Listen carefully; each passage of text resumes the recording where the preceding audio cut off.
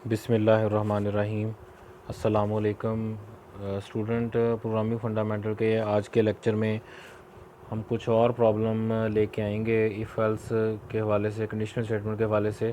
इससे previous lecture में हमने कुछ प्रॉब्लम देखे थे, उनकी स्टेटमेंट को अंडरस्टैंड किया था, उसकी कोडिंग को भी देखा कि उसकी कोडिंग हम किस तरह कर सकते हैं। तो आज के इस लेक्चर में हम इसके चंद एक और प्रॉब्लम जो है उसको भी लेके आते हैं, उसको डिस्कस करते हैं कि हम उस पर कंडीशनल स्टेटमेंट जो है वो किस तरह अप्लाई कर सकते हैं। तो आप लोग इससे प्रीवियस जो लेक्चर है उसमें भी जितने भी प्रॉब्लम हमने किए थे उनको अपनी अंडरस्टैंडिंग के अकॉर्डिंग करें। इसमें कोडिंग भी शो करवाई है मैंने, उसको भी आप इम्प्लीमेंट करके देखें और अगर कोई क्यूरी आती है तो वो मुझे ज़रूर बताएं। तो आज की इस वीडियो में भी हम कुछ और प्रॉब्लम जो है उनको देखते हैं कि हम उसकी कोडिंग जो है वो किस तरह कर सकते हैं। तो इसमें अब हमारे पास जो प्रॉब्लम है, इससे प्रीवियस में हमने कुछ ट्रायंगल वाले प्रॉब्लम पे छोड़ा था, तो अभी हम उससे आगे क्वेश्चन जो है वो प्रॉब्लम 5 प्रॉब्लम हमने इससे प्रीवियस लेक्चर में किए थे, तो आज प्रॉब्लम नंबर 6 जो है उसको हम डिस्कस करेंगे। प्रॉब्लम नंबर 6 के अंदर हमारे पास क्या है कि C program to find number of days in a month. किसी महीने के अंदर हमारे पास जो मंथ है उसके अंदर कितने डेज़ होंगे, इसको कैलकुलेट करेगा हमारा प्रोग्राम। तो इसकी जो स्टेटमेंट है वो कुछ इस तरह की बनेगी कि हमारे पास write C program to enter number between 1 and 12 and print the number of day in a month using if else.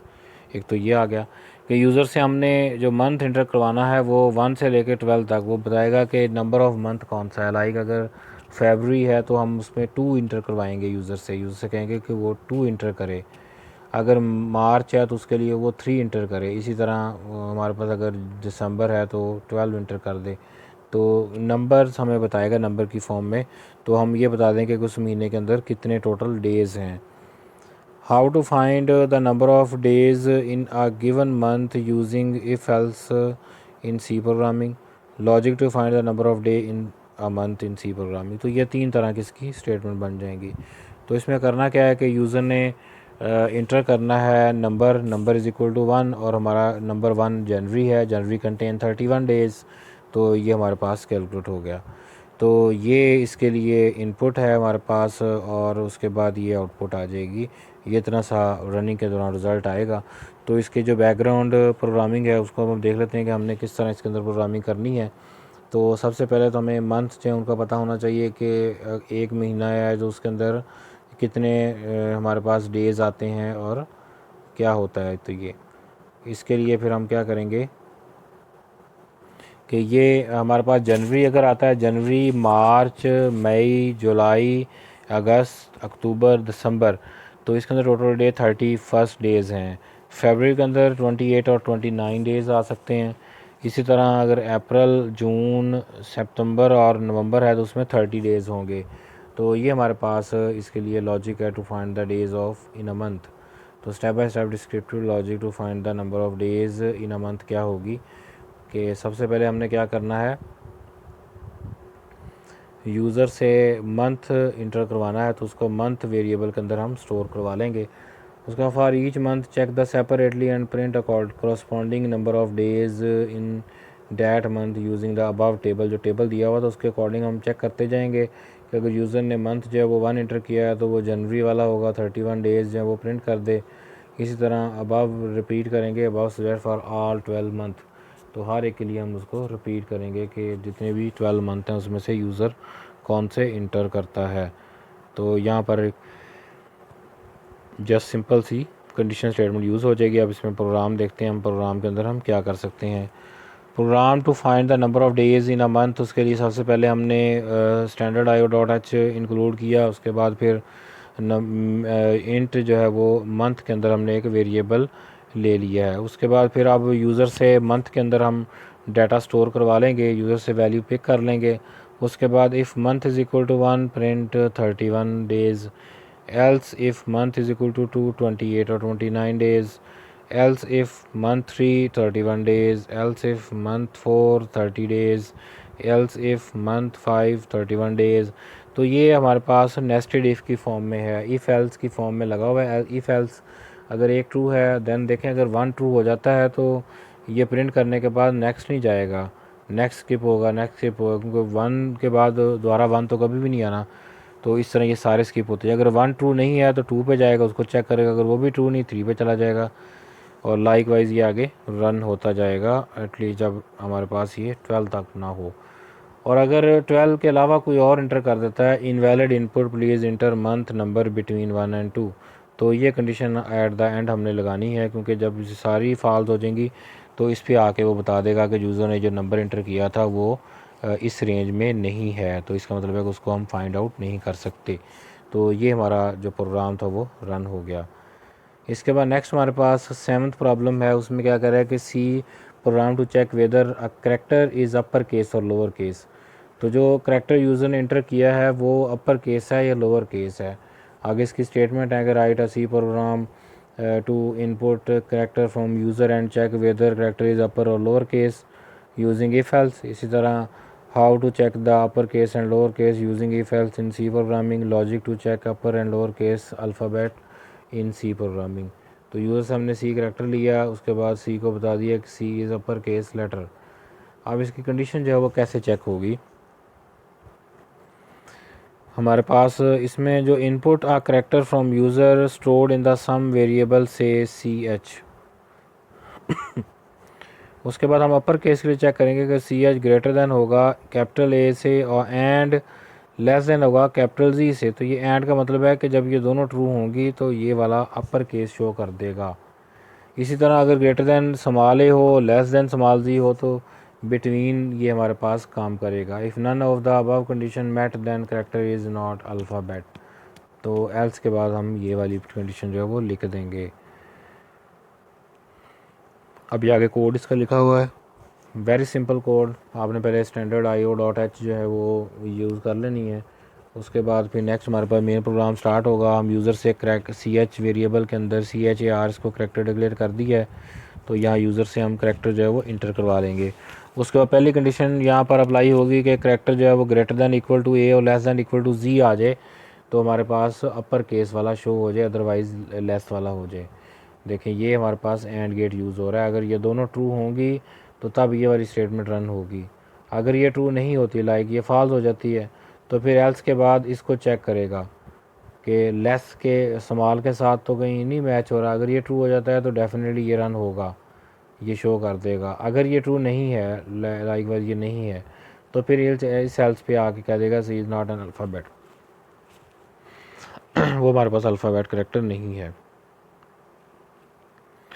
इसके लिए हमारे पास एक बिल्ट इन फंक्शन भी है, इज़ अपर और इज़ लोअर, वो भी हम इसमें यूज़ कर सकते हैं। उसके लिए फिर हेडर फाइल जो हमें, ये इसका बिल्ट इन फंक्शन है, ये आप डायरेक्ट भी यूज़ कर सकते हैं। उसके लिए हेडर फाइल ctype.h जो है वो हेडर फाइल ऊपर इंक्लूड कर देंगे, क्योंकि ये बिल्ट इन फंक्शन है तो उसके लिए हेडर फाइल ctype.h है, तो इसके थ्रू भी हम कोडिंग कर सकते हैं। तो अब इसमें हमारे पास अपर एंड लोअर कैसे है यूजिंग लाइब्रेरी फंक्शन, जो भी आपको बताया था उसको यूज़ करते हुए। तो ये देखें, इसको यूज़ करना है तो आपने सबसे पहले जो काम करना है, ऊपर इसकी हेडर फाइल जो है वो डिक्लेयर कर देनी है ctype.h। उसके बाद यूज़र से हम करेक्टर जो है वो इंटर करवा लेंगे CH के अंदर नंबर जो है इज़ अपर ऑफ CH। जब ये वाली कंडीशन आएगी तो ये अगर तो अपर हुआ तो इसके अंदर 1 आ जाएगा, तो ये कंडीशन रन हो जाएगी, अपर केस शो हो जाएगा। अगर नहीं है तो 0 टर्न करेगा, एल सिर्फ लोअर है। अगर ये ट्रू है तो ये रन हो जाएगा, नहीं तो इसका मतलब है फिर आप ये कह देगा कि करेक्टर जो है वो जो इंटर किया था इज़ नॉट एन अल्फ़ाबेट। तो ये हमने कंडीशन इसके अंदर यूज़ कर लिया। आगे इसकी रनिंग का बताया हुआ है कि अगर इफ़ इज़ अपर जो है वो ट्रू होता है तो is equal to is if is upper of character is equal to 1, तो ये 1 के साथ कंपेयर होगा। तो अगर ये 1 1 दोनों आ जाते हैं तो ये ट्रू के केस में हमारी नेक्स्ट स्टेटमेंट रन हो जाएगी। Problem number 8। प्रॉब्लम नंबर 8 में ये कहा गया है कि C program to check whether triangle is equilateral, scalene और आइसोसेलेस। तो ये 3 इसकी टाइप होती हैं। आप मैथ वाले इनको भी आप अच्छे तरीके से जानते हैं डेफिनेटली, कि हमारे पास ये तीनों कंडीशन जो है वो डिफरेंट कंडीशंस होंगी, उनकी बेस के ऊपर हम बताएंगे कि ट्राइंगल जो है वो किस टाइप को बिलोंग कर रही है। तो इसका भी program, write a C program to input sides of a triangle and check whether a triangle is equilateral, scalene और isosceles triangle using if else. इसी तरह आगे नेक्स्ट 3 हमारे पास स्टेटमेंट इसकी भी बन जाएंगी। इनपुट में हम यूज़र से तीनों साइड्स ले लेंगे, sides first second and third, और ट्राइंगल के बारे में बता देंगे ये इक्विलेटरल है या नहीं है या क्या है। तो उसके लिए कंडीशन क्या है, a triangle is said to be equilateral triangle. एक ट्राइंगल इक्विलेटर ट्राइंगल होगी अगर इसकी जो साइडें हैं वो तीनों आपस में इक्वल आए। ये हमारे पास फर्स्ट कंडीशन आ गई। आइसोसेलेस ट्राइंगल कब होगी, अगर उसकी दो साइडें एट लीस्ट इक्वल होनी चाहिए। Or three of sides then the triangle isosceles if A is equal to B हो, A is equal to C हो, B is equal to C हो। तो ये हमारे पास आइसोसेलेस ट्राइंगल होगी। स्केलिन ट्राइंगल होगी अगर इसमें कोई कंडीशन फुलफिल ना हो तो ट्राइंगल जो है वो स्केलिन ट्राइंगल होगी। तो अब इसके ऊपर हम कंडीशन लगाते हैं। तो कंडीशन के लिए हम एंड भी यूज़ करेंगे अगर दोनों ट्रू हों। अगर कोई एक भी ट्रू हो जाए तो इसका मतलब है फिर और यूज़ कर लेंगे। तो प्रोग्रामिंग की तरफ डायरेक्ट आते हैं। तो स्टैंडर्ड IO डॉट एच हमने डिक्लेयर कर दिया। तीनों साइड लेंथ जो है वो यूज़र से साइड 1 साइड 2 साइड 3 के नाम से हमने वेरिएबल डिक्लेयर करके उसमें पुट करवा ली। If side 1 is equal to side 2 and side 2 is equal to side 3, तो इसका मतलब है कि हमारे पास अगर साइड 1 इक्वल टू साइड 2 है और साइड 2 इक्वल टू साइड 3 है तो डेफिनेटली 1 और 3 भी आपस में इक्वल हैं। तो अगर ये दोनों कंडीशन ट्रू होती हैं कि ये एंड के साथ ऑपरेट हो रही हैं तो ये लॉजिकल ऑपरेटर है। ये हमारे पास कंडीशनल ऑपरेटर है और उसके अंदर लॉजिकल ऑपरेटर यूज़ हो रहा है। Greater than, equal to, less than, ये हमारे पास लॉजिकल रिलेशनल ऑपरेटर होते हैं। और एंड और नॉट जो है ये हमारे पास लॉजिकल ऑपरेटर हैं। तो यहाँ लॉजिकल ऑपरेटर यूज़ हो रहा है। अगर ये दोनों ट्रू होंगी तो इक्विलेटरल ट्राइंगल प्रिंट हो जाएगा। अगर ये ट्रू नहीं होती तो हमारे पास नेक्स्ट एल्स इफ पे आ जाएगा, उसमें फिर तीनों को चेक करेगा और के साथ अगर एक भी ट्रू हो जाती तो आइसोसेलेस ट्राइंगल होगी। अगर ये भी ट्रू नहीं होती तो फिर हमारे पास स्केलिन ट्राइंगल होगी जो तीनों की वायलेशन के बाद हमारे पास आ जाएगी। तो ये हमारे पास टोटल प्रोग्राम थे जिनको हमने आज के लेक्चर में करना था। तो अब इसके बाद हम कुछ इनमें से जो एक दो प्रॉब्लम है उनकी कोडिंग भी कर लेते हैं ताकि हमें कोडिंग का भी आइडिया हो जाए। बाकी जो रह जाएंगे उनकी भी आप प्रैक्टिस कीजिएगा, इंशाल्लाह अंडरस्टैंडिंग डेवलप हो जाएगी। एक ट्राइंगल है, उस ट्राइंगल की हमने यूज़र से लेंथ जो है वो इंटर करवानी है और उसके बाद हमारा जो प्रॉब्लम था वो ये बताएगा कि वो जो ट्राइंगल थी वो वैलिड है या नहीं है, मतलब लेंथ की बेस के ऊपर हमने उसको चेक करना था। और इसी तरह एक प्रॉब्लम था जिसमें हमने एंगल की बेस पे चेक करना था। तो ये दो प्रोग्राम जो हम इसमें अब बनाते हैं। तो उसके लिए हमें क्या करना है, यहाँ पर मैं इसको थोड़ा जूम कर लेता हूँ ताकि आपको क्लियरली नज़र आ जाए। तो सबसे पहले हम जो हेडर फाइल है वो उनको इंक्लूड कर लेंगे। तो इसके लिए हमारे पास जो हेडर फाइल है वो स्टैंडर्ड IO जो डॉट एच है वो यूज़ होगी, क्योंकि इसमें सिर्फ इनपुट आउटपुट के लिए हमने यूज़ करना है। तो यहाँ मेन प्रोग्राम जो है वो लिखते हैं और उसके बाद ये प्रोग्राम की बॉडी आ जाएगी। अब हमने क्या करना है, यूज़र से पहले हम एंगल वाला कर लेते हैं। 3 एंगल लेने हैं तो एंगल की वैल्यू हम टीचर में लेंगे। तो यहाँ पर हम उसको इंट डिक्लेयर कर लेते हैं। इंट उसको मैं A1 फॉर एंगल 1 कह देता हूँ, इसी तरह A2 for angle 2 and A3 for angle 3। और यहाँ पर एक S के नाम से वेरिएबल डिक्लेयर कर लूँगा जिसमें मैं इन तीनों का सम लूँगा। तो यहाँ पर हम प्रिंट एफ के थ्रू यूज़र से एंगल इंटर करवाएंगे, प्रिंट एफ। और यहाँ पर हमने इसको बताना होगा कि वो यूज़र क्या चीज़ इंटर करे, इंटर एंगल ए, इसको हम ए नाम दे देते हैं, ए इज़ इक्वल टू। और यहाँ पर स्कैन एफ के थ्रू हम यूज़र से वैल्यू जो है वो ले लेंगे। तो ये इंटीजर है तो हम यहाँ पर इसका जो फॉर्मेट स्पेसिफायर है वो डी जो है उसको लिख देंगे। और इसी तरह जो ए एंगल है वो हम A1 के अंदर स्टोर करवाएंगे। तो यहाँ पर A1 वेरिएबल जो है वो हमने मेंशन कर देना है। और इसी तरह अब ये हमारे पास 3 जो हमने वैल्यू ले लेनी है। तो इन तीनों वैल्यू के लिए हम इसको यहाँ पर कॉपी कर लेते हैं और कॉपी करने के बाद इसी को हम यहाँ पेस्ट कर देते हैं और एक दफ़ा और पेस्ट कर देते हैं। ये लें, ये मैंने तीनों इसमें पेस्ट कर दिए हैं। तो इसमें एंगल हमारे पास B आ जाएगा, इसको हम यहाँ पर रिप्लेस B के साथ कर देंगे। इसको यहाँ पर A2 हमने करना है, A2। तो ये हमने A2 कर दिया। इसी तरह नेक्स्ट हमारे पास यहाँ आ जाएगा C और इसके अंदर वैल्यू जो हम ले रहे हैं वो A3 में ले रहे हैं। तो ये हमने तीनों एंगल जो हैं वो उनके लिए इनपुट यूज़र से ले ली है। अब उसके बाद नेक्स्ट स्टेप में क्या करना है कि S के अंदर इन तीनों को सम कर देना है। तो यहाँ just A1 plus A2 plus A3, ये हमने तीनों वेरिएबल्स हैं वो ऐड अप कर दिए। उसके बाद यहाँ अब हम कंडीशनल स्टेटमेंट यूज़ करेंगे कि इफ़ सम इक्वल टू हमारे पास 180 अगर हो, तो 180 का मतलब है कि ये अगर ट्रू होगी तो हमारे पास यहाँ पर प्रिंट हो जाना चाहिए कि गिवन ट्राइंगल इज़ वैलिड। तो यहाँ बेशक आप जो मर्ज़ी प्रिंट करवा लें, तो गिवन ट्राइंगल इज़ वैलिड, तो ये हम यहाँ पर प्रिंट करवा देंगे। तो अगर ये नहीं होता तो फिर क्या होगा, फिर हमारे पास क्या प्रिंट होना चाहिए, अगर ये ट्रू नहीं है तो फिर हमारे पास ट्राइंगल इज़ नॉट वैलिड जो वो आ जाना चाहिए। इसको मैं कॉपी करता हूँ, यहाँ पेस्ट कर देता हूँ, triangle is not valid, not valid, तो ये प्रिंट हो जाना चाहिए। और उसके बाद ये हमारे पास आगे ब्रैकेट क्लोज होगी। तो अब इसको हम रन करके देखते हैं कि इसमें कोई एरर्स वगैरह आते हैं या ये प्रॉपरली रन हो जाता है। तो इसको पहले हम एंगल के नाम से सेव कर देते हैं और इसके जो सी एक्सटेंशन भी साथ दे देनी है, या इसको मैंने सेव कर दिया। तो अब ये हमारे पास ये रनिंग में है अभी। तो ये देखें, ये ज़ीरो एरर और ज़ीरो वार्निंग के साथ है। अब हम इसको रन करते हैं और इसको रिज़ल्ट इसके चेक करते हैं क्या आएंगे। तो सबसे पहले इंटर एंगल ए, तो एंगल ए मांग रहा है, तो ए एंगल मैं लाइक यहाँ पर दे देता हूँ 45, और उसके बाद दूसरा एंगल मैं दे देता हूँ 35।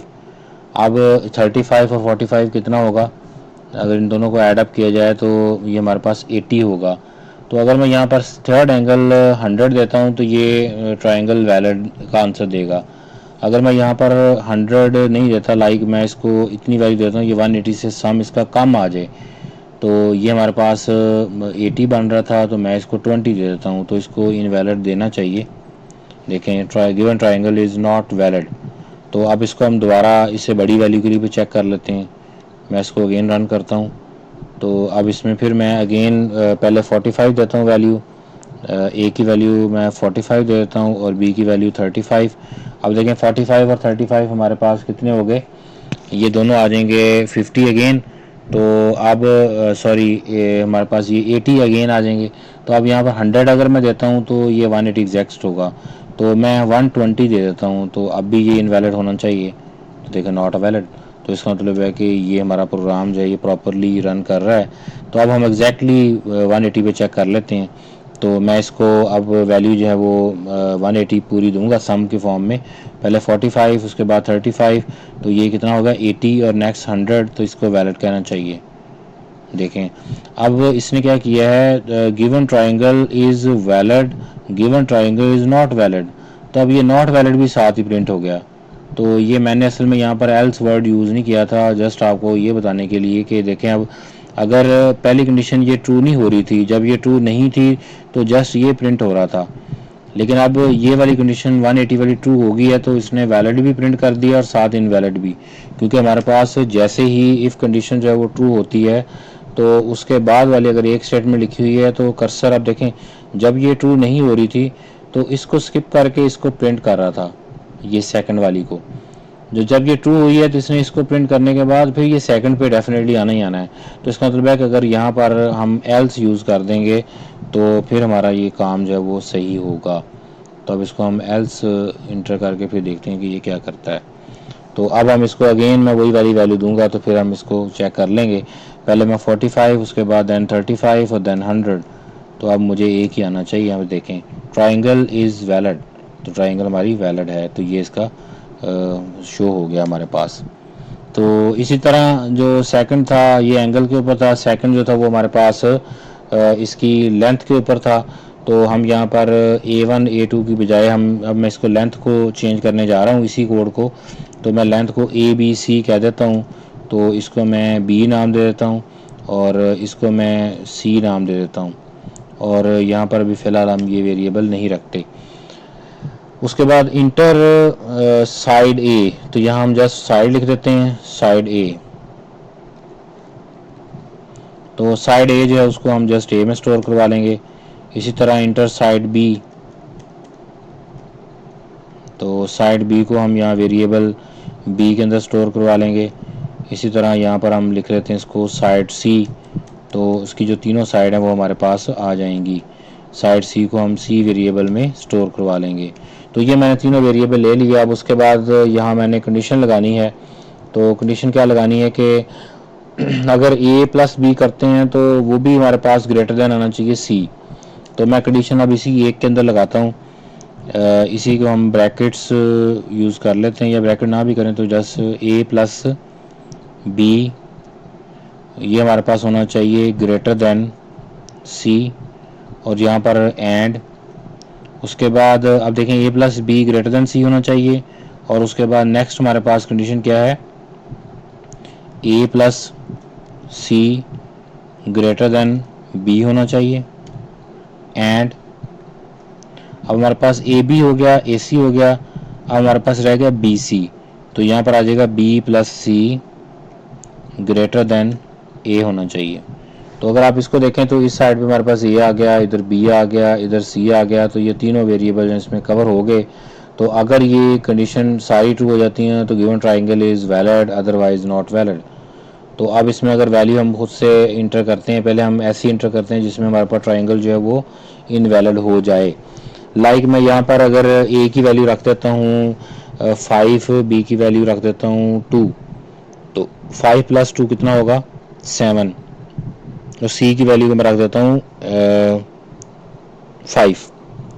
5 प्लस 2 7, और सी की वैल्यू 5 है, तो पहली कंडीशन तो ट्रू हो जाएगी। 5 प्लस 2 अगर मैं करता हूँ, इसको मैं यहाँ मेंशन करता हूँ वैल्यू ताकि हम उसको अंडरस्टैंड कर सकें।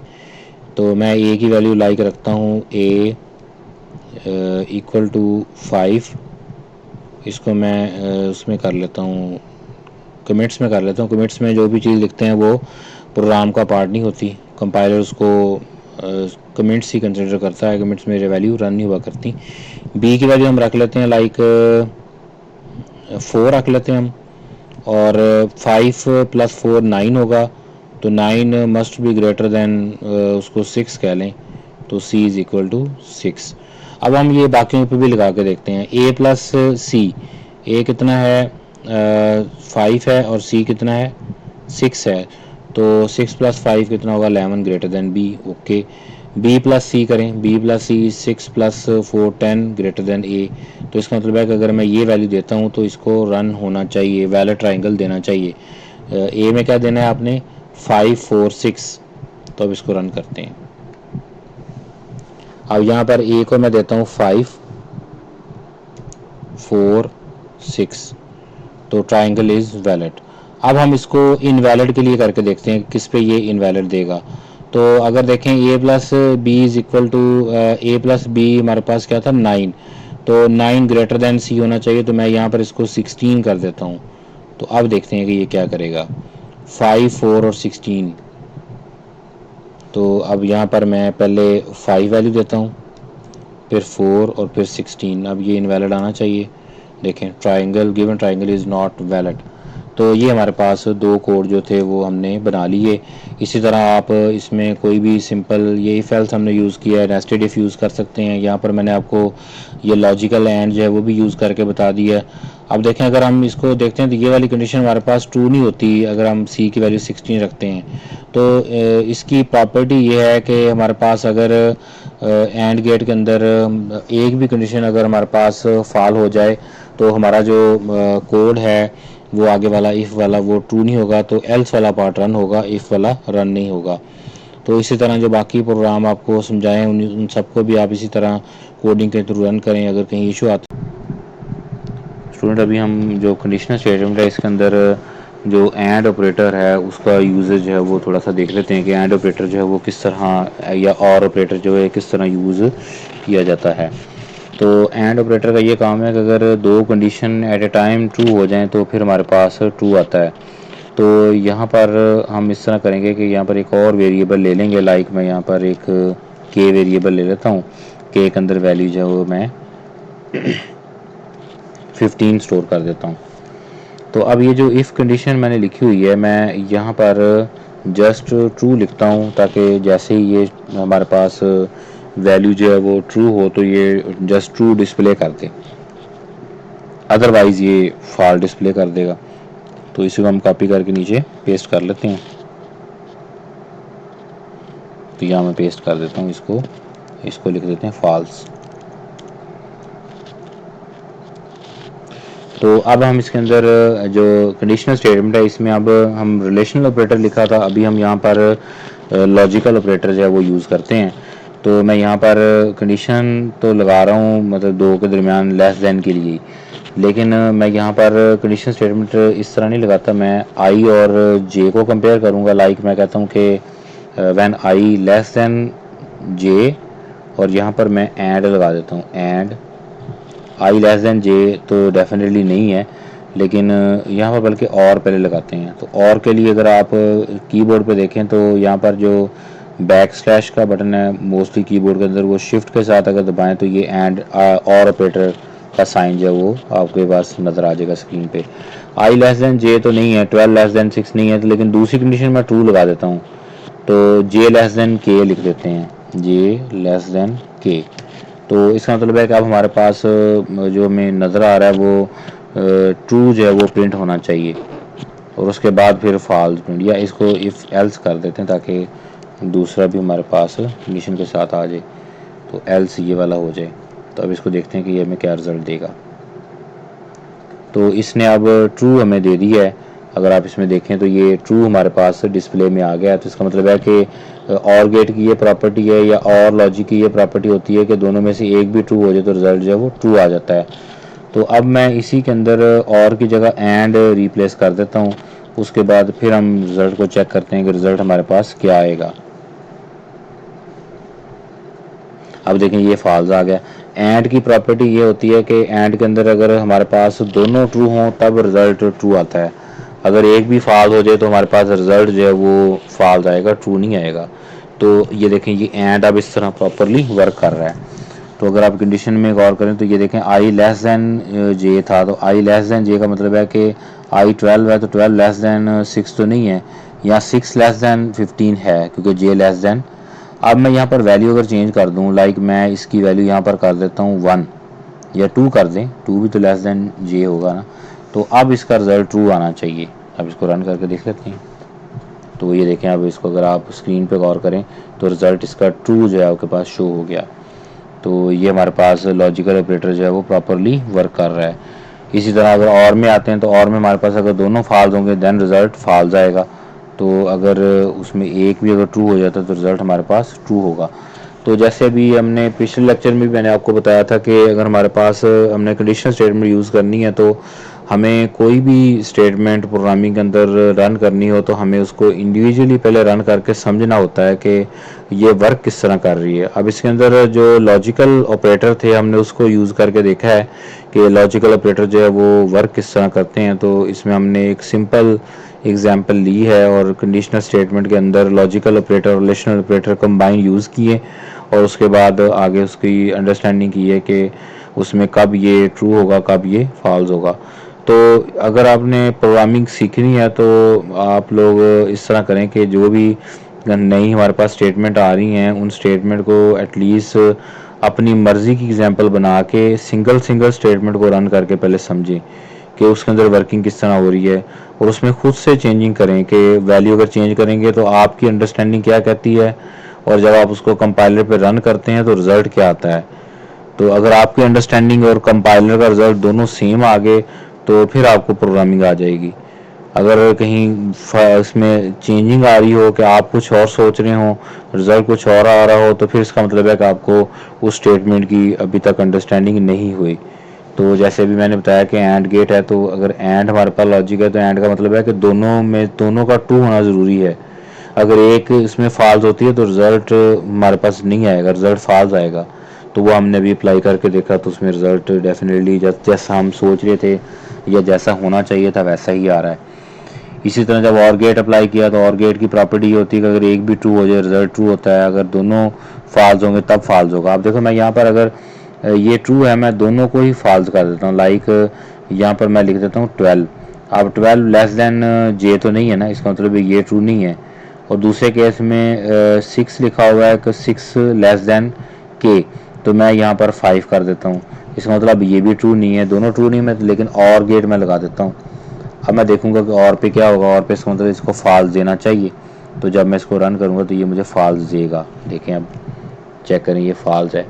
ये मैंने खुद सोचा है कि अभी मतलब इसमें इस तरह की कंडीशन अप्लाई करूँ तो ये फॉल्स आना चाहिए। तो कोडिंग करते हैं तो कोडिंग में वही रिज़ल्ट आ रहा है। तो अगर इस तरह आप अंडरस्टैंडिंग करने की कोशिश करेंगे तो आपकी जो कोडिंग है उस पर ग्रिप होगी, और आपको स्टेटमेंट बाय स्टेटमेंट जब अंडरस्टैंडिंग हो जाएगी तो फिर आप इंशाल्लाह कोई अगर बड़ा प्रॉब्लम है तो उस बड़े प्रॉब्लम का सिनेरियो बना के उसके अंदर कोडिंग भी कर सकेंगे। तो कोडिंग कोई बहुत बड़ा टास्क नहीं है कि जिसे हम कहें कि ये हमसे नहीं होगा। जस्ट आपको हर एक की इंडिविजुअल अंडरस्टैंडिंग होनी चाहिए स्टेटमेंट की, देन आप उसके अंदर कोडिंग कर सकते हैं। तो बस आज के लिए हमने यही वाली चीज़ दोबारा उसको देखना था। जज़ाकल्लाह।